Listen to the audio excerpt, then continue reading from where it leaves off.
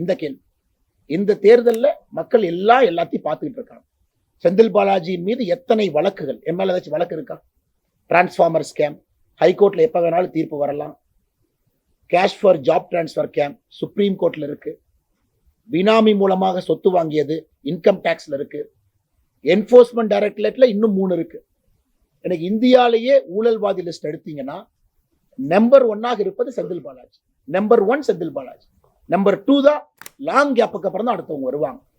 இது போன்ற மனிதர் ஒரு தொகுதியில எல்லாத்தையும் விலைக்கு வாங்கிடலான்னு இன்னைக்கு கார்னர் ஆனதுக்கு அப்புறம் இன்னைக்கு ஒரு நாள் எதுவும் பேச முடியல. மத்தியானம் பிரஸ் மீட் வச்சு கோயம்புத்தூர்ல நான் பணமே கொடுக்கல, நான் எதுவுமே பண்ணல, நான் அமைதியா இருக்கிறேன் அப்படின்னு. இதை கோயம்புத்தூர் மக்கள் பார்த்து கொண்டிருக்கின்றார்கள். ஒரு சரித்திர தோல்வியை கொடுத்தும் இவங்க திருந்த மாட்டாங்க. அதனால இன்னைக்கு அவரு அக்யூஸ்ட் என்று சொல்வதை விட பெயில்ல வெளியிருக்கக்கூடிய ஒரு கிரிமினல். இன்னைக்கு ஒரு பெயில்ல மட்டும்தான் வெளியிருக்கார். அந்த பெயில் எப்ப வேணாலும் கேன்சல் ஆகலாம்.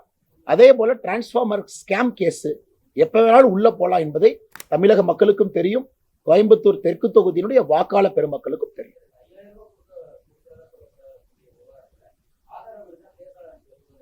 ஒன்பது ஆதாரங்கள் நான் உங்களுக்கு பட்டியலிடுறேன்.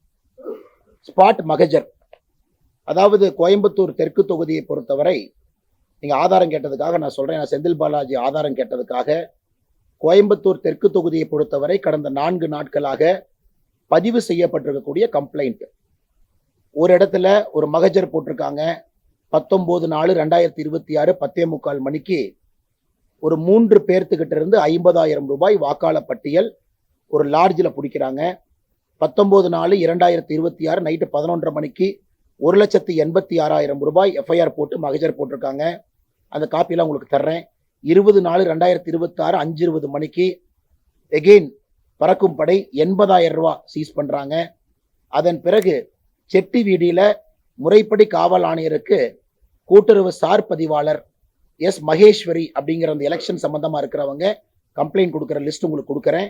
அதுல அவங்க 500 ரூபா நோட் எவ்வளவு சீஸ் பண்ணிருக்காங்க, 42,160. அதே போல மொத்தமாக 8 கம்ப்ளைண்ட் மட்டுமே கோயம்புத்தூர் தெற்கு தொகுதியில இதுவரைக்கும் கடந்த 3 நாட்களாக 19, 20, 21 3 நாட்கள்ல 8 கம்ப்ளைண்ட் ஃபிளையிங் சர்வேலன்ஸ் டீம் கோயம்புத்தூர்ல இருக்கக்கூடிய லாஜஸ், குறிப்பா கரூர்காரங்க, கரூர்ல இருந்து செந்தில் பாலாஜினுடைய பினாமி கையும் களவுமாக பிடிபட்ட வீடியோவை தமிழகமே பார்க்குது. ஒரு காந்தியவாதி மாதிரி பத்திரிகையாளர் சந்திப்பு நடத்தி அது ஏன் பணம் இல்லை, அவங்க ஏன் ஆளுக இல்லை, அது ஏன் வாக்காளர் பட்டியல் இல்லை, அவங்க எனக்காக பணம் கொடுக்கலன்னா செந்தில் பாலாஜி ரோட்ல நடந்து போய் பணம் கொடுத்தாருன்னு யாரும் சொல்லல. செந்தில் பாலாஜினுடைய பினாமிகள் கோயம்புத்தூர் தெற்கு தொகுதியில இந்த கரூர் கம்பெனி, டாஸ்மார்க் வசூல் கம்பெனி, அவர்கள் வந்து வீடு வீடாக 5,000 ரூபாய் கொடுத்து கொண்டிருக்கின்றார்கள் என்பதுதான் கம்ப்ளைண்ட். அதுக்கு 8 மகஜர் காவல்துறையை பண்ணியிருக்காங்க. அதை நான் உங்களுக்கு காப்பி அனுப்புறேன். அதை செந்தில் பாலாஜி கிட்ட காட்டி இவங்கெல்லாம் யார் மார்ஸ்ல இருந்து வந்தாங்களா ஜூபிட்டர்ல இருந்து வந்தாங்களான்னு கேளுங்க. அவருக்கு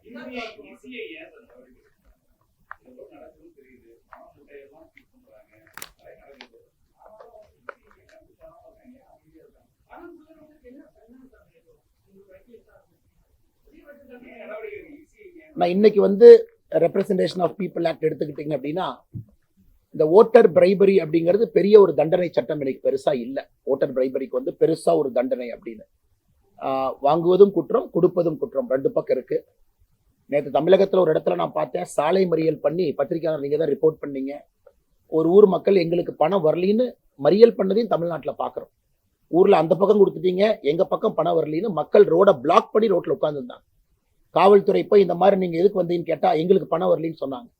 இது நீங்க வீடியோவில் ரெக்கார்ட் ஆகிட்டு இருக்கு, நான் உங்க மேல கேஸ் போகணும்னு சொன்னதுக்கு அப்புறம் கலைஞ்சு போனாங்க. அதனால இது துரதிருஷ்டவசம் தான்.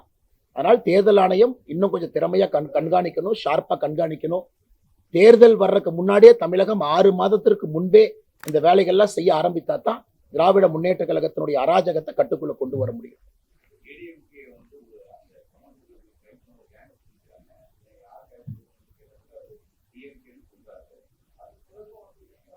அதான் நம்ம கடமையை நாங்க செஞ்சுட்டோம். அதான் 8 கம்ப்ளைண்ட் கொடுத்துட்டோம். அது பாருங்க, இவ்வளவு பண்ணியும் அந்த வேட்பாளர் செந்தில் பாலாஜி கேட்கிறாரு எங்கிட்ட எதுவுமே இல்லை, அவங்க யாருன்னே தெரியாது. எந்த அளவுக்கு ஒரு தைரியம் இருக்கும் பாருங்க. 8 பேரை பிடிச்சி வீடியோல ரெக்கார்ட் பண்ணி ஓட்டர் லிஸ்டோட அதுல டிஎம்கே ஏடிஎம்கே அவங்க எழுதியிருக்காங்க. டிஎம்கே காரங்களை விட்டுட்டு ஏடிஎம்கே காரங்களை விட்டுட்டு ஒன்னொன்னு அவங்க மார்க் பண்ணியிருக்காங்க யாரு கொடுக்கணும்னு.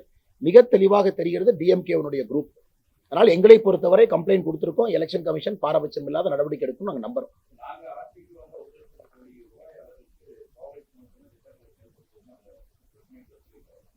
அப்ப இத்தனை நாள் என்ன பண்ணாங்கன்னு நான் கேட்கிறேன். அப்ப இத்தனை 5 ஆண்டு காலமாக கோயம்புத்தூருக்கு எதுவும் கொடுக்காம 5 ஆண்டு காலம் முடிந்து கடைசியாக நடக்கக்கூடிய பிரஸ் மீட்ல நாங்க ஆட்சிக்கு வந்து அடுத்த 5 வருஷத்துல 1 லட்சம் கோடி ரூபாய்க்கு நாங்க கோயம்புத்தூருக்கு திட்ட உதவிகள் கொண்டு வரோம்னா இந்த 5 வருஷம் நீங்க என்ன பண்ணீங்கன்னு சொல்லுங்க. நீங்க இனாகிரேட் பண்ணது எல்லாமே இதற்கு முன்பு அதிமுக ஆட்சியில அவங்க ஆரம்பிச்ச செயல்கள் தான். ஜிடி நாயுடு பாலம் உட்பட எல்லாமே கோயம்புத்தூரை பொறுத்தவரை அனைத்து இந்திய அண்ணா திராவிட முன்னேற்ற கழக ஆட்சியில போடப்பட்ட திட்டங்களை நிறைவேற்றுறாங்க. ஸோ கோயம்புத்தூர் விடுங்க, மதுரை எல்லா ஊருக்குமே திராவிட முன்னேற்ற கழகத்தினுடைய ஆட்சி காலத்துல பெரிய நகரங்கள், சிறு நகரங்கள், பஞ்சாயத்து வரை எந்த வளர்ச்சி நிதியை எங்கேயுமே அவங்க கொடுக்கல. இவங்க ஸ்பெண்ட் பண்ணதெல்லாம் அட்வர்டைஸ்மெண்ட்டுக்கு தான் இவ்வளவு பணம். இன்னைக்கு காலையில் பேப்பர் எடுத்து பாருங்க, ஒவ்வொரு நாளும் பாருங்க எத்தனை சோசியல் மீடியா ஆடு போடுறாங்க. ஒரு யூடியூப் ஓபன் பண்ணுங்க, எத்தனை ஆடு வருது. இது 5 வருஷமா அந்த அநியாயத்தை பண்ணிட்டு இருக்கிறாங்க. அட்வர்டைஸ்மெண்ட்டுக்கு செலவு பண்ண ஆடை மட்டுமே இவங்க ஒரு ரோடு 4 ரோடு போட்டிருந்தா கூட தமிழ்நாடு ஃபுல்லா ரோடு போட்டிருக்கலாம்.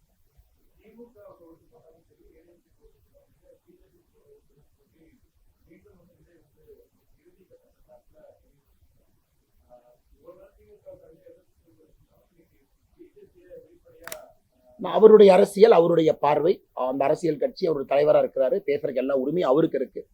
எங்களை பொறுத்தவரை நாங்கள் தெளிவாக இருக்கின்றோம். திராவிட முன்னேற்ற கழகத்துக்கு எதிரான ஓட்டு அது என்டிஏவுக்கு வர வேண்டிய ஓட்டு என்டிஏவுக்கு மட்டும்தான் வரும். புதியவர்கள் யார் இருந்தாலும் மக்கள் அனுபவத்தை பார்க்கறாங்க, வேட்பாளருடைய தன்மையை பார்க்கறாங்க, அரசியல் தன்மை இருக்கான்னு பார்க்கறாங்க, ஸ்டெபிலிட்டி இருக்கான்னு பார்க்கறாங்க. அது நம்முடைய கூட்டணியினுடைய வேட்பாளர்கள் இருக்கு. பலமுறை அரசு இயந்திரத்துல பல பொறுப்புல பணியாற்றியவர்கள் வேட்பாளராக இருக்கிறாங்க. ஸோ நம்மளால தான் கவர்னன்ஸை டெலிவர் பண்ண முடியும் அப்படிங்கிறது இன்னைக்கு தமிழ்நாட்டு மக்களுக்கு தெரியும். அதனால் வேற யாரும் ரேஸ்ல கிடையாது. இன்னைக்கு ரேஸ்ல இருக்கிறது தமிழகத்துல என்டிஏ மட்டும்தான். அது மட்டும்தான் வெற்றி கூட்டணி. திராவிட முன்னேற்ற கழகம் அப்படி இருக்கக்கூடிய திமுக இன்னைக்கு சென்னைக்கு மட்டும் தனி மேனிஃபெஸ்டோ சூப்பர் 6 அப்படின்னு கொடுக்குறாங்க. ஏன் சென்னையில தோல்வி பயம் அவங்களுக்கு தெரியும். சென்னைக்கு மட்டும் இதுக்கு சூப்பர் 6. அரவிந்த் கெஜ்ரிவாலை கூட்டிட்டு வந்து ரோட் ஷோ பண்றாங்க. தேஜஸ்வி யாதவ் அவங்களை கூட்டிட்டு வந்து ரோட் ஷோ பண்றாங்க.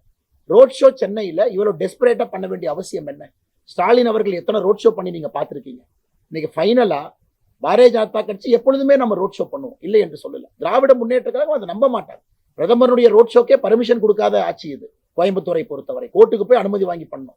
அப்படி இருந்த ஸ்டாலின் டெஸ்பரேஷன்ல முதலமைச்சர் அவர்கள் வீதி வீதியா சென்னைக்கு போவதற்கான காரணம் என்ன?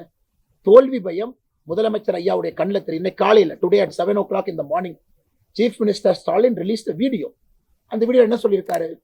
இன்னைக்கு 7 மணிக்கு it's desperate attempt to cover up failures. இன்னைக்கு காலையில் 7 மணிக்கு ஒரு வீடியோ போட்டிருக்காரு. நான் when Dravidian model 2.0 comes to power, I will do this. அப்ப நீங்க ஃபர்ஸ்ட் Dravidian மாடல் ஆட்சியில் ஏன் பண்ணல?